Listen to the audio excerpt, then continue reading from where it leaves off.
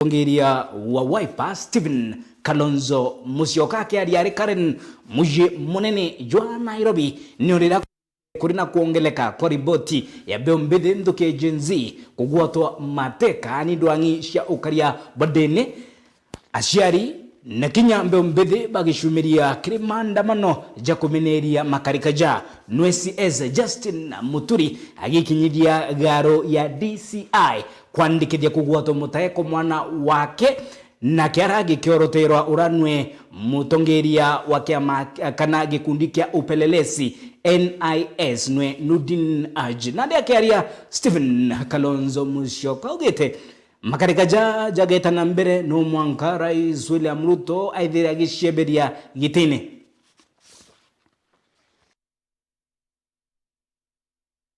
Nairobi mutongere wa Wiper Kalonzo Musyoka wa mwana tongere bangi kathumba akiariria mwingijo wa Kenya Kalonzo Musyoka na meneretie thirikari ya Kenya Kwanza nikire ugitene Rais William Ruto gwetana mbere kwinyeria Kenya na tekio ba muthurire no endi ni gwita kinyume na mantu jaregiritwo kuthithia na ara Kalonzo Musyoka ugite kinya kiri mantu ya Kugwatwa Mateka kombe umbethi mutongere mugongo nu utongeretie.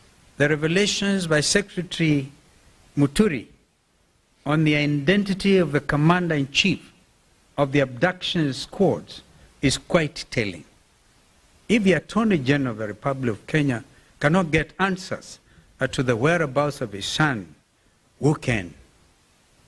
If the Attorney General cannot get his phone calls answered by junior staff, such as the DG of NIS, of the DCI director, who can? If the then Interior Cabinet Secretary, Professor Kithure Kindiki, and PS Raymond Omolo are furnished with lies by their juniors, what is the state of the Kenya Kwanza regime? Fellow Kenyans, the Kenya Kwanza regime has established command and control structures outside of the Constitution of the Republic of Kenya, carrying out illegal and criminal activities against Kenyans. As we have previously stated, William Ruto is a commander-in-chief of the abduction squads. This has been clearly demonstrated by his own public pronouncements on the abductions, as well as those of his conceited cronies in government. Kenyans and the international community should read between the lines. Mr. Ruto and his lieutenants' chest thumping over 2 weeks ago in Bungoma was not only a gross violation of Mr. Ruto's oath of office, it also bore all the hallmarks of a dictatorship and a crude attempt to instill fear in Kenyans by subduing them into silence. Niontu ba miario ja Kalonzo Musyoka gwite kwethero Rais William Ruto atithara kithingatira mawatho ja katiba ya Kenya rikanyene ga kwethero Kumeneria GITINE giki. We demand that Mr. Ruto respects Kenyans and the oath of office he has sworn to preserve under Kenya's Constitution 2010. We also demand the immediate release of the remaining abductees. If they will not show up on the 27th, he will cite, convict, and sentence on the spot. If Ruto refuses to respect and enforce Kenya's Constitution and laws, the solution is straightforward. He should resign. People must be held to account.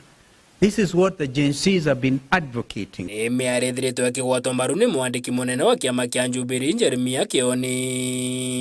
we have the likes of Sudi, Kamket, Kimani Ichung'wah, and Farah Marin allowing the utterances that we have heard from their mouths in the presence of William Ruto, and to the amusement of him, William Ruto, kwa sababu yeye ndio alikuwa anapiga makofi kuliko wananchi wanapotukana watu. It means that the center is not holding, and we as Kenyans must heed the call that has been made by our leader, and we must prepare to do what the South Africans the people of South Korea have done. It is time for us to go and arrest William Samoei Ruto from State House, because we are on our own. Hakuna kitu kingine tunagojea, na hakuna Mkenya anagojea kuambiwa Ruto ni mbaya. Wanajua ni mbaya kuliko wewe mwenyewe.